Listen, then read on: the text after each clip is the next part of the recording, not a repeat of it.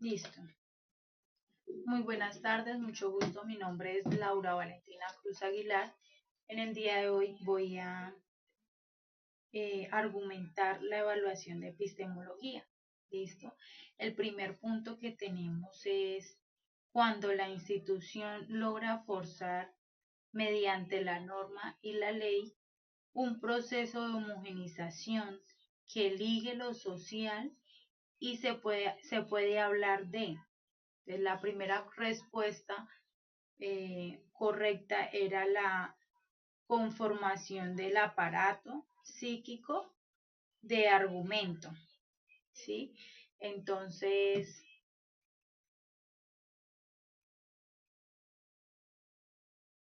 en la primera pregunta, el tema argumentar lo saqué de la página 37 y de la página 55, la cual pues voy a citar en estos momentos. En la página 37 nos indica los autores como la siguiente texto. Aprendo la realidad de la vida cotidiana como una realidad ordenada. Página 37. Tenemos también que hablar de que el autor Peter Berger y Thomas Luke son los que están en estos momentos, los que estoy citando en estos momentos. ¿Listo? El siguiente texto que lo encontré en la página 55 y habla sobre mi propia subjetividad.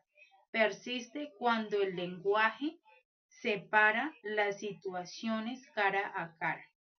Esto se pasa en el caso del punto primero. ¿Por qué? Porque las instituciones logran mediante la norma y la ley un proceso de mantenernos controlados.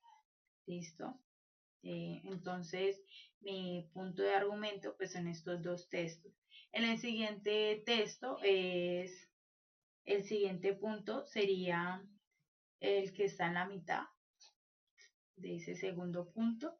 Y bueno, el texto dice, al definir el contexto de poder, Carwin y Sander señalan que una de sus características en su amplitud, es decir, define el campo de influencia que determina su credibilidad y que es muy importante el grado de dependencia de la presencia física de quien ejerce el poder.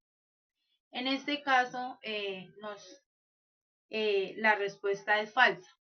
¿Sí? ¿Por qué es falsa? Porque resulta que esos autores no estaban. Entonces, por ende, pues es falsa. ¿Listo? En la argumentación es que la pregunta es falsa porque los autores no son. Ya había mencionado que estábamos hablando de Peter Berget y Thomas Luke, y cuando se cita de pronto algún otro autor, en el mismo texto se hace la citación, pero no se habla de ninguno de estos autores, de los anteriores citados, ¿no? Bueno, también encontré que el autor Mannheim habla sobre este tema y habla sobre extraer el problema, la problemática central del contexto de él para usarlo de forma política para ponerlo como un problema general. ¿Listo? Como un problema general de epistemología y de la sociología histórica.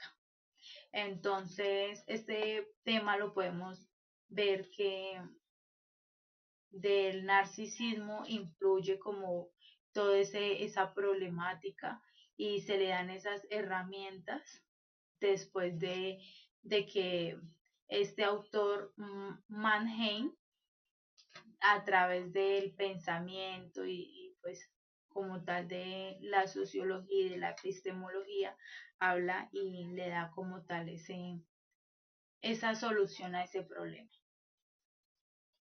Entonces, por ende, este punto es falso. El tercer punto, que es el que tenemos al lado derecho, dice el tercer punto, El tercer punto habla sobre entre relación entre roles y contrarroles se permite una serie de características que definen las acciones que permiten esta relación de las siguientes. ¿Cuál no es una de estas características? ¿Cuál no es una de estas características? Era la respuesta correcta, son las coercitivas. ¿Por qué? Porque el tema de esta palabra coercitivas venía de otro punto que era la página 83 del texto que estábamos hablando, y cuando hablamos de coercitivas hablamos de la socialización entre las instituciones que se logra eficazmente y se aplican esas medidas coercitivas que empaquetan y selectivan y fijan que las instituciones fijan esas normas y esos comportamientos viables para la sociedad, ¿sí? Entonces, esas instituciones lo que dice es, estas instituciones dicen qué está bien y qué no está bien en el caso del poder, ¿sí? Entonces, por tema de coercitiva, eso es lo que se está hablando desde otro punto. O sea, no tiene nada que ver con los roles. En la página 76 encontramos los roles, que es el rol, nos muestran el rol como el A y el B. Entonces, como tal, esas acciones realizadas por ambos, la primera acción es apropiada, se apropiará interiormente a los roles reiterados del B y el A. ¿Listo? Se tendrá como modelo para el desempeño de los suyos propios. Y entonces, pues hay unos, el A, el B y el C, hay varias acciones que tienen los roles y los contrarroles. Entonces, ¿qué sería mi argumentación de por qué serían coercitivas? ¿Listo? El cuarto punto, en el cuarto punto ya vamos a ver la siguiente pregunta es, ¿se podría argumentar que un grupo es ese espacio en el que se desarrolla un sentido de parte de parte necia coordinado socialmente en el que el aspecto intersubjetivo se convierte en un obstáculo para su institución? Entonces, en este caso, en este punto, la respuesta era falso. Entonces, ¿por qué? Porque recordemos que pues, el profesor nos había explicado ese día de que el espacio y el tiempo lleva como tal un trasfondo, y entonces ahí hablamos de la teoría que tiene Thomas y, Peter Berger. Entonces, hablamos que el filósofo teórico que nos dice su concepto del espacio no transmite lingüísticamente precisamente lo mismo que dicen del artista. ¿Sí? Nos dan un ejemplo que es del artista y dice que respecto al significado de las creaciones que él tiene, y como los que tiene, como el que es artística, como el que es místico, y con respecto a las comunicaciones que entre ellos dos tienen. Entonces dice que lo único que tienen como en común, que es lo que se entiende en el texto, es que tienen en común eh, respecto a sus comunicaciones con la divinidad, que sería ese punto en común, que sería la divinidad. Sin embargo, todos ellos viven en una realidad de la vida cotidiana. ¿Y respecto a quiénes? Pues el que sueña, el físico y el artista y el místico. ¿sí? Entonces nos dan este ejemplo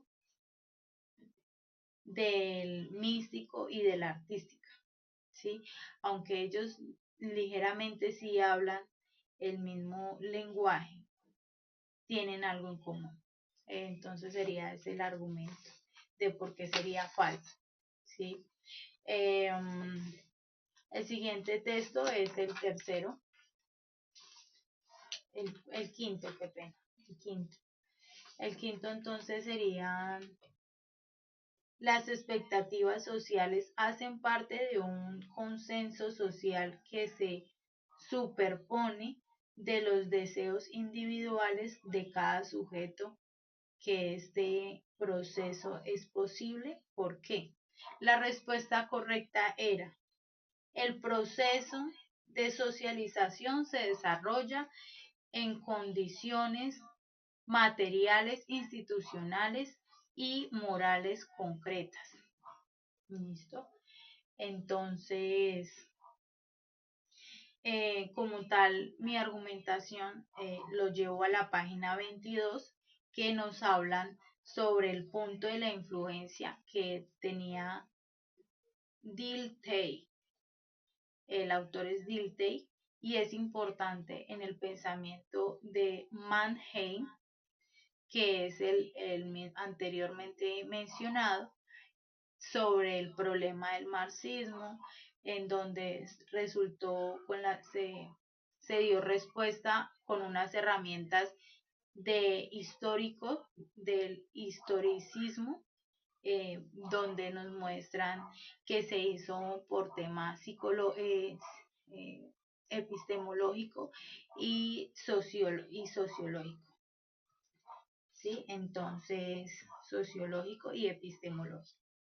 Entonces, eh, este es mi punto, mi texto de argumentación, y en el séptimo sería el que está al lado derecho de la presentación, y el punto es: se podría estimar que la ley es el resultado de un proceso de represión de las pulsaciones propias de la herencia animal humana, en donde la cultura determina la aparición de la angustia y de la conciencia moral. La respuesta era verdadera, la respuesta correcta. ¿Listo? Entonces, en este punto voy a argumentar con el siguiente texto, que habla sobre las influencias ideológicas, que habla también sobre, como tal, ese es un pedazo de la página 22, que fue ese proceso de solución a las herramientas a los problemas que en el marxismo se dieron, ¿sí? ¿Y cuál fue esa solución? La solución fue utilizar influencias ideologizantes para mitigar o erradicar el acontecer humano. Y a esto lo llamaron como trascender así sus propias posiciones limitadas. Los autores Peter Berger y Thomas Luckmann lo llamaron como inteligencia sin ataduras sociales. Es un término que se derivó de Alfred Weber. Listo, entonces sería el punto 7. Vamos para el punto 8.